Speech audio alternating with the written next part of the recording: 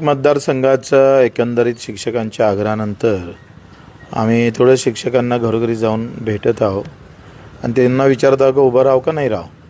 कारण आमची काही संघटना नाही आहे आणि पक्ष तर आमच्यापासून दूर आमचा संबंध येत नाही. नेता नसणाऱ्या माणसाला मतदारच नेता म्हणून काम करावं लागतं आणि मतदाराला विचारून त्यांना नेता समजून त्यांची अनुमती घेऊन पुढची आखणी करायची आहे. किमान या 5-6 महिन्यामध्ये 15-20 हजार शिक्षकांना भेटू आणि मग सगळे भेट झाल्यानंतर मग निर्णय घेऊ उभं राहायचं का नाही राहायचं. सध्या तर निर्णय घेतला नाही. सध्या फक्त विचारपूस करून त्यांचं काय मत आहे, त्यांना आपल्यासारखं व्यक्तिमत्व चालतं का नाही चालत, त्यांचे होकार भेटते का नाही भेटत आणि मग समोर जाऊ. तुमची इच्छा आहे मतदारसंघ लढवण्याची? कोणाची इच्छा, जर लोकांनी हो म्हटलं तर तुम्ही तर उभे राहू शकता ना.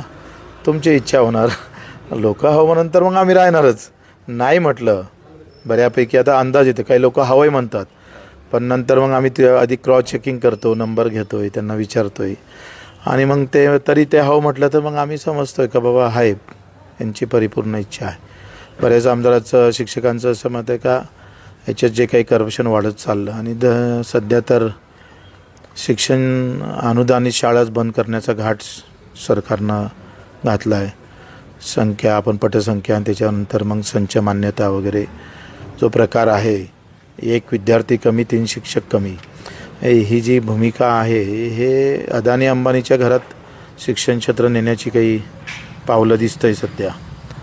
आणि मग या सगळ्या गोष्टीवर पहिले जातीनुसार शिक्षण भेटायचं नाही. महात्मा फुलेचा मी पाहिलाच आहे चित्रपट. आता पैसा नाही आहे म्हणून चांगलं शिक्षण भेटत नाही. ही व्यवस्था दुरुस्त करणं फार महत्त्वाची आहे. आणि हे सगळे शेतकरी मजुरांचेच मुलं आहे.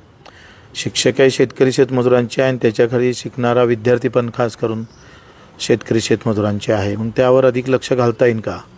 आता एक आम्ही जसं दिव्यांगाचा एक पर्वत उभा केला आणि त्याच्यातून बरेच प्रश्न मार्गी लागले. शेतकऱ्याच्या बाबत 20 वर्ष अंगावर 350 गुन्हे दाखल करून घेतले. आता असं वाटतं का शिक्षण विभागामध्ये आपण काही अधिक चांगला बदल करू शकतो. साधी चिरीमिरी आहे. साधा मेडिकल बिल काढायचं म्हटलं तर पैसे दिल्याशिवाय होत नाही. GPF फंडच्या बाबतीत तेच प्रॉब्लेम आहे. त्या एखादा तो शिक्षण कार्यालयातला एखादा क्लर्क त्या शिक्षकाला बसून ठेवतो आहे, तो त्याला घुमवतो. तर ही सगळी पद्धत दुरुस्त करायची असेल, ज्या पद्धतीनं आम्ही गावागावात जाऊन रथयात्रा केली, तर शिक्षण अधिकारी शाळेत आला पाहिजे ना या गोष्टी सोडाले. या पद्धतीनं याला कसं चांगला आयाम देता येईल तो प्रयत्न करू. मध्ये सुद्धा दरवेळेला पाऊस होते पण मुंबई तुंबते. काय नेमकं वाटतं तुम्हाला की कशामुळे? कसं आहे सगळ्याच इकडे आहे. म्हणजे मुंबई म्हणा किंवा ग्रामीण भाग म्हणा, या सगळ्या गोष्टीकडे आम्ही त्या नजरेनं पाहत नाही. एखादी योजना येतं पण त्यात करप्शन किती होते आणि त्याचे आपण पाहतो ते रिझल्ट येतात.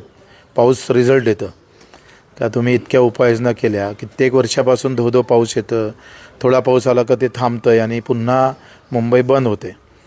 आणि आर्थिक राजधानी आहे देशाची, तिथे म्हणजे आम्ही राज्यकर्ते किती नालायक असलो पाहिजे त्याचं एक मुख्य महत्त्वाचं उदाहरण हे आहे. म्हणजे आर्थिक राजधानी असणाऱ्या मुंबईमध्ये तुम्ही पावसाळ्यातल्या पावसाचा बंदोबस्त स्वातंत्र्यानंतरही करू शकले नाही 75 वर्ष, तर अजून तर गडचिरोली किती दूर आहे, आमचा भाग किती दूर आहे. म्हणजे जिथं मुख्यमंत्री बसतं, जिथं महापौर बसतं, जिथं सगळ्या पक्षाचे अध्यक्ष बसतं आहे, तिथं हे अवस्था आहे. तर मग काय देशाचं काय असेल, राज्याचं काय असेल?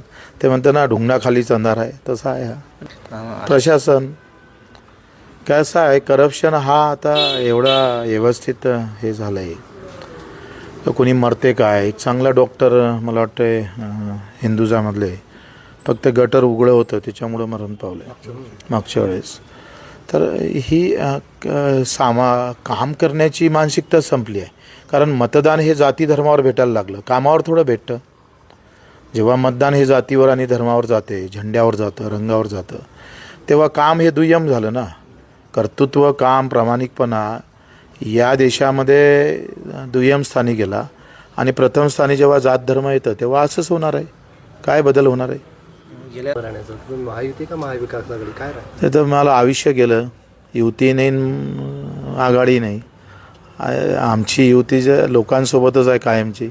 मला ते करता आलं असतं तर विधानसभा पडलं कुठं असतोय. मला महाआघाडीने पाठिंबा दिला असता आणि भाजप नाही दिला असता. पण मस्तकावर या पार्ट्यांचा शिक्का गुलामीचा नको आपल्याकडे, म्हणून तर पळणं कबूल केलं, पण बच्चू कडूंना पाठिंबा घेणं कबूल नाही केलं. सर निवडणुका येथील समजा काही काळामध्ये तर एकनाथ शिंदेंनी शहाची पेढी घेऊन 107 जागांची मागणी केली, तयारी सुरू आता केली. काय झालं आहे का भाजपसोबत जे जे पक्ष राहीन त्यांची सध्या चांदी आहे, कारण EVM मशीन त्यांच्याजवळ आहे. त्यांना माहीत आहे का बा भाजपसोबत बसणं म्हणजे आपले नगरसेवक मत न भेटलं तरी आपण निवडून येतो. त्याच्यानं मग तो प्रयत्न सगळा